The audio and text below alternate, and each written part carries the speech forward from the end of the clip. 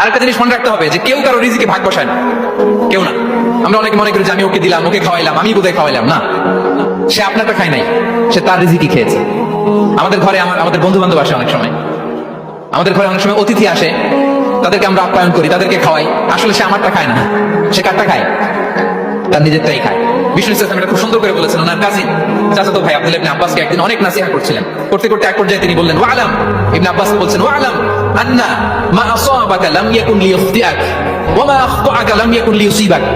আব্দুল্লাহ, জেনে রেখো, যেটা তুমি পাওয়া এটা তুমি কোনোদিন হারাবে না। যেটা তোমার হওয়ার কথা ছিল এটা তুমি কোনোদিন মিস করবে না। আর যেটা তুমি পাওয়ার কথা না, গোটা বিশ্বের সব শক্তিকে হাতের মুঠোয় আনলেও সেটা দেখা তুমি পাবে না, পাবে না। واعلم ان ما اصابك لم يكن ليخطئك وما اخطاك لم يكن ليصيبك رفعت الاقلام وجفت الصحف। আব্দুল্লাহ, রিজিক নিয়ে চিন্তিত হয়ো না, রিজিক নিয়ে পেরেশান হয়ো না। প্লে ইউর রোল, রিজিক ইজ ফিক্সড।